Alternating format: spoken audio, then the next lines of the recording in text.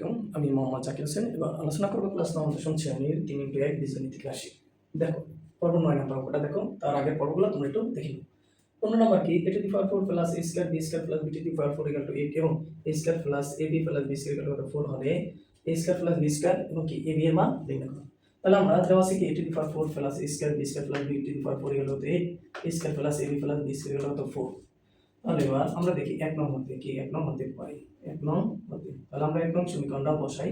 দেখো a to the power 4 plus a square b square plus কত b to the power 4 equal to 8 বা এটাকে আমরা ভাঙাই a square plus 2b plus কত 2ab plus কত b, মানে 2 দুগুণ কত 4 আর 2 দুগুণ কত 4। তাহলে যেহেতু আমরা 2ab দুইটা, তাহলে আমাদের কাছে একটা এখানে, তাহলে কি এটা a square b square equal two কত আমরা 8 দিতে পারি। বা তাহলে এটা আমরা কি সূত্র আছে কি a plus b the whole স্কয়ারের সূত্র আর মাইনাস কি ab whole square equal to 8।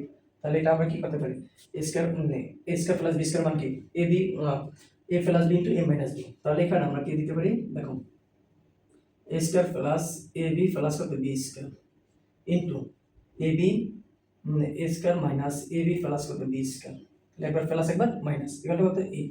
তাহলে এটার মান কত 4 বা 4 ইনটু কি a square minus ab plus কত b স্কয়ার ইকুয়াল টু 8। এখানে গুণ আছে, সেটা কি হবে বা a square minus ab plus কত b স্কয়ার ইকুয়াল টু কত 8 বাই কত 2 হতে a square minus ab plus কত b স্কয়ার ইকুয়াল টু কত 4। তাহলে এটা কয় নং সমীকরণ 3 নং সমীকরণ আমরা দিতে পারি। এটা কয় নং সমীকরণ দিতে পারি 3 নং সমীকরণ দিতে পারি।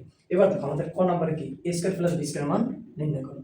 তাহলে ক নম্বর দেখো 2 ও 3 নং কত 3 নং সমীকরণ যোগ করে পাই। দেখো তাহলে 2 নং সমীকরণটাকে যোগ করি a square plus ab plus কত b স্কয়ার আর এখানে plus a square minus ab plus কত b স্কয়ার ইকুয়াল টু কত 4 প্লাস